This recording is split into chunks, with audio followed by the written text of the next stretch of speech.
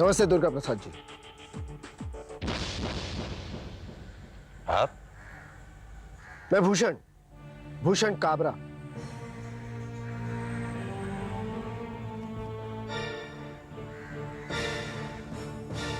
आने की वजह? यहां मैं भूषण बनकर नहीं, मेरी बेटी मेघा का बाप बनकर आया हूं। आपसे बातें करना चाहता हूं। आपका थोड़ा वक्त मिल सकता है प्लीज? आइए बैठिए। शुक्रिया।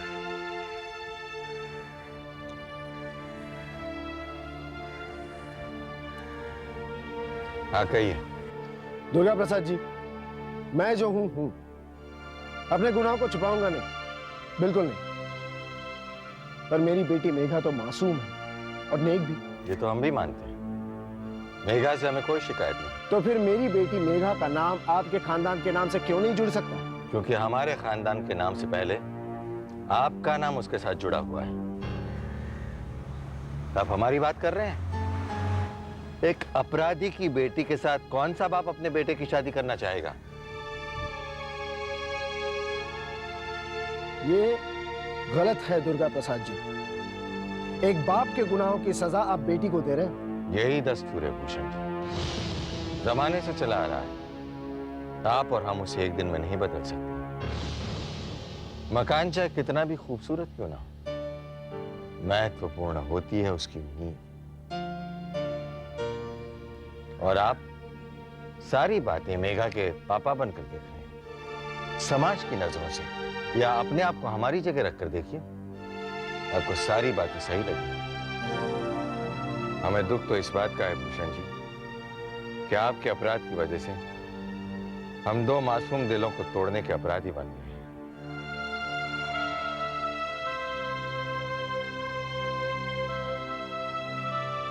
बड़ी उम्मीद के साथ आया था आपके पास। मेघा पर क्या गुजर रही है मैं जानता हूं, महसूस करता हूं, बाप हूं उसका। मेरी बेटी इसी तरह उदास रहेगी? दुर्गा प्रसाद जी, आपकी नजर में कोई रास्ता हो तो मुझे बताइए। मैं उसकी खुशी के लिए कुछ भी करने को तैयार हूं, कुछ भी। हमारी समझ में तो केवल एक ही बात आती है, आप अपने आप को सुधारिए भूषण जी। गुनाहों की दुनिया से बाहर निकलिए, क्योंकि गुनाहों की दुनिया से बाहर जो दुनिया है ना, बहुत खूबसूरत। वहां आपकी बेटी और हमारे बेटे जैसे कई खूबसूरत इंसान हैं। नहीं दुर्गा प्रसाद जी, मैं उस रास्ते पर इतना आगे बढ़ चुका हूं कि लौटना मेरे लिए मुनासिब नहीं होगा। आपको लौटना होगा भूषण जी, और कोई रास्ता नहीं। अपने लिए नहीं, अपनी बेटी के लिए, ताकि आज नहीं तो कल कोई शरीफ लड़का उसका हाथ मांग सके।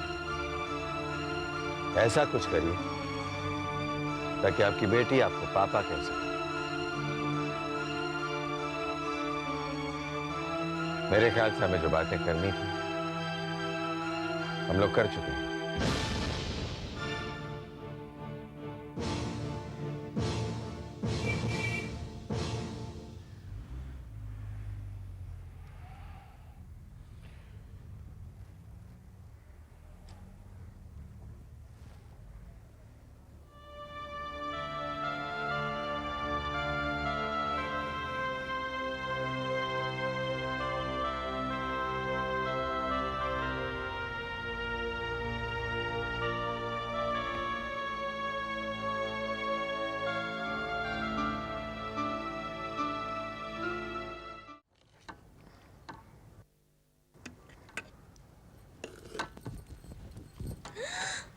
ये क्या दीदी, इतना सारा अचार?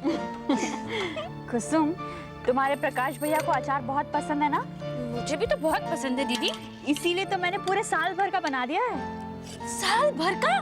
हाँ कुसुम, जब तुम सब और तुम्हारे प्रकाश भैया ये अचार खाओगे ना, तो उसके साथ साथ मुझे भी याद करना, ठीक है?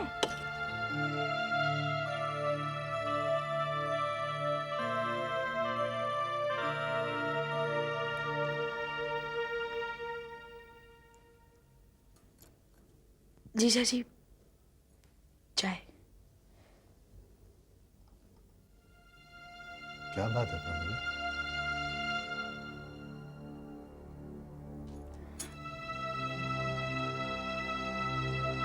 जीजा जी, सुप्रिया की ये हालत मुझसे नहीं देखी जाती। वो क्या समझती है कि हम सबसे हंस हंस के बातें करती है, तो क्या हम उसका दर्द नहीं समझ पाते? प्रमिला, दुख तो इसी बात का है कि हम उसकी तकलीफ देख सकते हैं, समझ सकते हैं, पर बांट नहीं सकते। जीजा जी, कभी सोचा भी नहीं था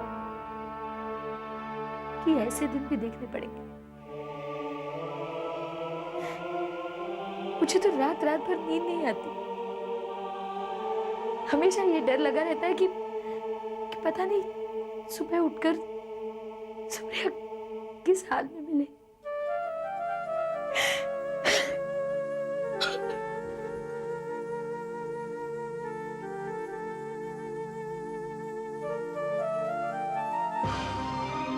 आप अपने आप को सुधारिए, गुनाहों की दुनिया से बाहर निकलिए, क्योंकि गुनाहों की दुनिया से बाहर जो दुनिया है बहुत खूबसूरत है। वहां आपकी बेटी है और हमारे बेटे जैसे कई खूबसूरत इंसान। प्रांजू, ओ प्रांजू डार्लिंग, आज मैं बहुत खुश हूँ। मैं बहुत ही अच्छी खबर लेकर आया हूँ। पता है, वीरेन का रिश्ता पक्का हो गया है और उसकी शादी भी जल्दी होने वाली है। अच्छी खबर है ना? देखो, शादी पर तो हम घर जाएंगे, लेकिन मैं सोचता हूँ कि शादी से पहले घर चले जाएं और उनसे पूछ लें कि हमारे लायक कोई काम है या नहीं। क्यों, टिका ना मैंने? सुरेंद्र, वीरेन की शादी कोई आजकल में तो नहीं ना? तो जल्दी क्या है? वैसे तुम एक बात बताओ, ये आजकल तुम कहाँ कहाँ जाते हो? मतलब मैं घर के अलावा भी कहीं और जाता हूँ। ठीक है, मान लिया कि तुम कहीं नहीं जाते, लेकिन तुमसे आजकल कौन कौन मिलने आता है? प्रांजू, किसकी बात कर रही हो तुम? तो तुम नहीं जानते कि मैं किसकी बात कर रही हूँ? मैं सुजाता की बात कर रही हूँ। सुरेंद्र, क्यों मिलते हो तुम उससे? तुम जानते नहीं सुजाता किस तरह की औरत है। प्रांजू, क्या बकवास कर रही हो तुम सुजाता की बात कर रही हो और तुम ये नहीं जानते कि तुम्हारा सुरेंद्र कैसा है? मैं अच्छी तरह जानती हूँ कि मेरा सुरेंद्र कैसा है, और तुम जैसे हो ना, मैं हमेशा वही चाहूंगी कि तुम ऐसे ही रहो। लेकिन सुजाता, तुम तो जानते हो कितनी गिरी हुई औरत है, क्यों मिलते हो तुम उससे? प्रांजू, देखो, ये मेरे बिजनेस और ऑफिस का मामला है, और इस मामले में अगर तुम ना बोलो ना तो ही अच्छा है। प्लीज। ये ऑफिस का मामला होगा तुम्हारे लिए, लेकिन मेरे लिए ये मामला मेरी गृहस्थी और मेरी जिंदगी से जुड़ा हुआ है, और हर ऐसे मामले में मैं एक बार नहीं बल्कि 1000 बार बोलूंगी सुरेंद्र, और तुम्हें मेरी बात माननी पड़ेगी, एंड दैट्स ऑल। प्रांजू, मेरी बात सुनो।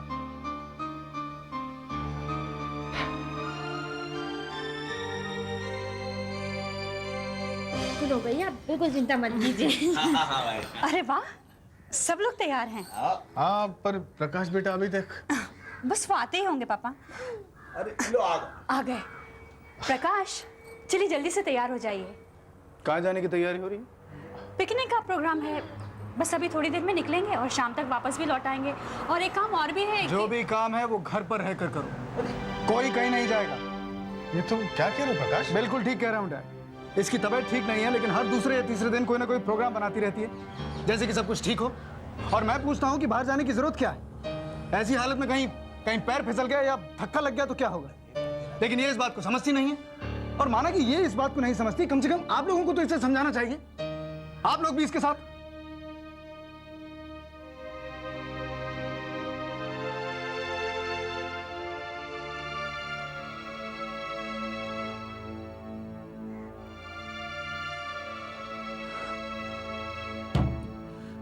मैं अपने मन की स्थिति का जवाब जान चुका हूं। मेरी सुप्रिया भी यही चाहती, वो आज को जीना चाहती। मैं यही कोशिश करूंगा बाबा कि उसके आज को सुखमय बना सकूं। मुझे शक्ति दीजिए बाबा, शक्ति दीजिए।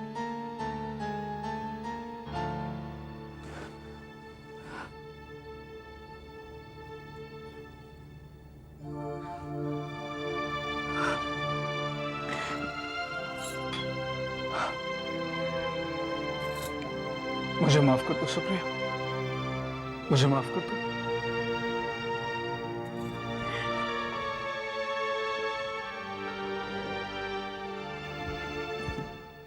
सुरेंद्र भैया, कैसा तो? बिल्कुल ठीक हूँ भैया। अरे Surendra, thank you so much. चाचू, पापा प्रणाम। चाचू, पापा कैसे हैं आप लोग? हम लोग बिल्कुल ठीक है बेटे, तुम कैसे हो? पापा पापा मैं बिल्कुल ठीक हूँ। राहुल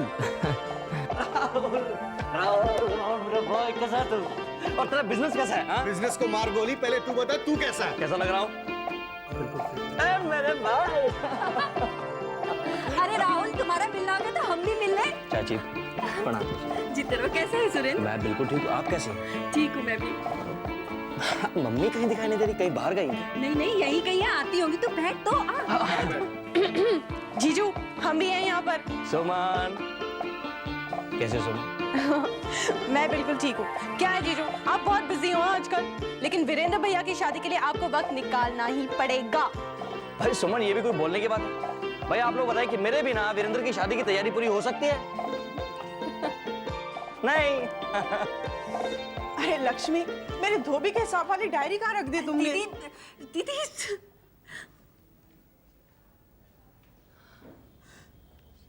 सुरेंद्र,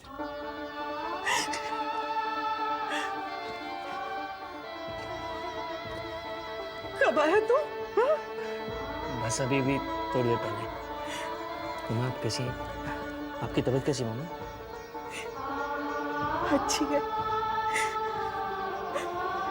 और तुझे देखकर तो और भी अच्छी हो गई है। दीदी, सुरेंद्र भी थोड़ी देर तो रुकेगा ही। इसके लिए कुछ मठरी वठरी बनानी हो तो जल्दी से बना लो। हाँ मामी जी, मौका बहुत अच्छा है।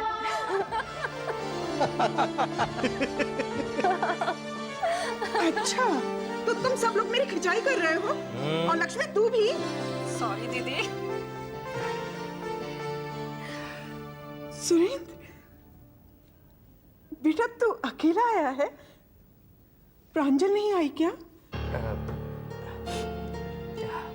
मम्मी वो उसकी तबीयत थोड़ी खराब हो गई थी। आज नहीं आई, लेकिन नेक्स्ट टाइम मैं उसे लेकर आऊंगा यहाँ पक्का। क्या हुआ है प्रांजल को? कुछ नहीं, बस यूं ही हल्का सा बुखार आ गया था। वीरेन, क्या है ये? तुम्हारी शादी की तैयारियां हो रही हैं और मुझे कुछ बताओगे नहीं? तुमने क्या क्या तैयारी की, क्या क्या बनाया, क्या क्या लिया? भैया मैं क्या बताऊं आपको? चल यार, कुछ तो बता। अच्छा चल चल चल। लक्ष्मी, हमें प्रांजल को फोन करना चाहिए। पता नहीं उसका बुखार कैसा हो। बाद में कर लेंगे दीदी, अभी वो आराम कर रही होगी।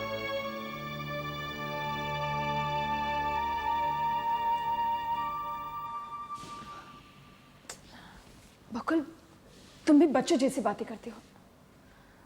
अभी तो मैं सुरेंद्र से पहली बार मिली हूँ, लेकिन जब अगली बार मिलूंगी ना तो कोई ना कोई बिजनेस जरूर लेकर आऊंगी। तुम्हें मुझ पर भरोसा नहीं है क्या? भरोसा है सुजाता, लेकिन सुरेंद्र हमारे लिए एक बहुत ही इंपॉर्टेंट मोहरा है और बहुत तेज भी है। इसलिए उसके साथ जो भी बात करो, जैसी भी बात करो, सोच समझ के करना। माना कि सुरेंद्र बहुत तेज है, लेकिन तुम्हारी सुजाता कम थोड़ी है।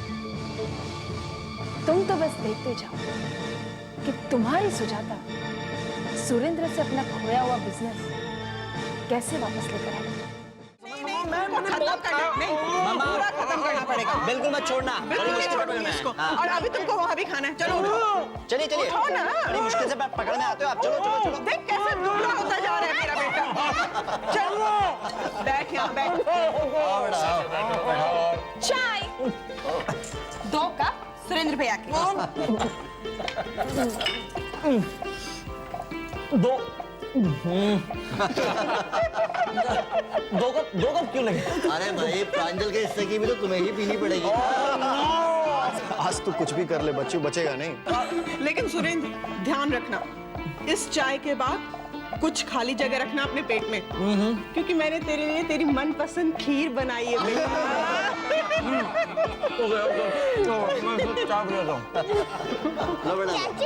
मैं आपसे एक बात पूछूं? बेटा खाने को छोड़कर कुछ भी पूछ लेना। चाचू, हमारे घर में एक नई आइटम आने वाली है ना? बॉबी बेटा ऐसे नहीं कहते, ऐसे नहीं कहते हैं। देखो चाची को चाची कहते हैं, आइटम नहीं। क्या कहते हैं? ठीक है तो चाची सही। हाँ लेकिन वो कैसी होगी? बेटा चाची तो चाची की तरह ही होगी ना, जैसे दूसरी चाची है ना? लेकिन चाचू वो प्रांजल चाची जैसी होगी या फिर सुमन चाची की जैसी?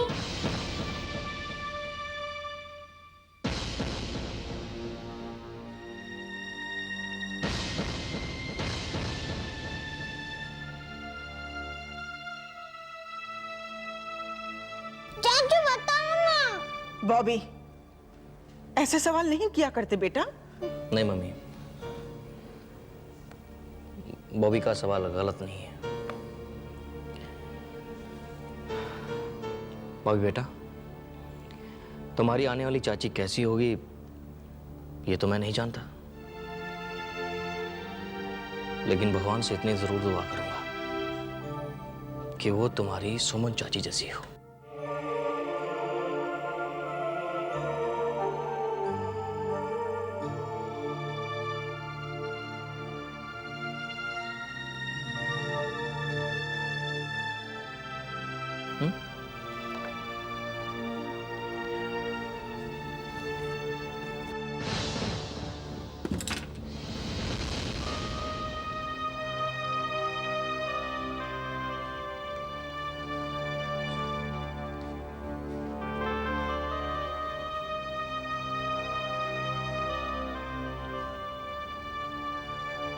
भैया तुम यहाँ क्यों आए हो? मैंने तुम्हें मना किया था ना। भैया मैं दुर्गा प्रसाद जी से मिला, लेकिन सिर्फ मेघा का बाप बनकर,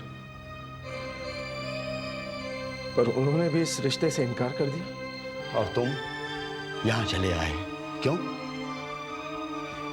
एक बात तुम्हारी समझ में क्यों नहीं आती कि तुम जैसे लोग सिर्फ हत्यारे हो सकते हो, डॉन बन सकते हो, बाप नहीं बन सकते। ये बात अब समझ गया हूं मैं भैया। अब इसका क्या फायदा है भूषण? भूषण, तुम जो गड्ढे दूसरों के लिए खोदते हो ना, उसमें एक दिन तुम्हारा ही परिवार दफन हो जाता है। और यही हो रहा है। तुम्हारे खोदे हुए गड्ढों में हमारी मेघा के अरमान दफन हो रहे हैं, हमारे अरमान दफन हो रहे हैं।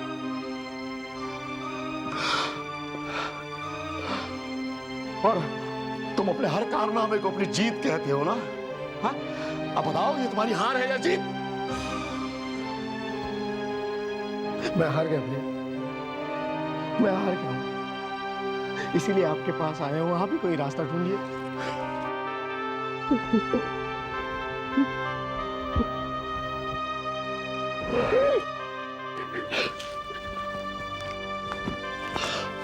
तुझे याद है रे, बचपन में भी तू ऐसे ही मेरे सामने हाथ जोड़ता था, और मैं तुझे कितना समझाता था रे। तूने अपना रास्ता क्यों बदल लिया? क्यों? तूने ऐसा रास्ता क्यों चुना कि तू जिससे वापस लौट कर नहीं जा सकता? नहीं, मुझे मेरी फिक्र नहीं है, मुझे अपनी फिक्र बिल्कुल नहीं। मेघा की फिक्र है, उस पर कोई आँच नहीं आनी चाहिए भैया। मैं भी यही चाहता हूँ रे, लेकिन जब तक तेरा नाम मेघा के साथ जुड़ा है ना, तब तक मुझे भी कोई रास्ता नजर नहीं आ सकता। तू चला जा, मेघा की जिंदगी से दूर चला जा। ये यहाँ पर क्या कर रहे हैं ताऊ जी?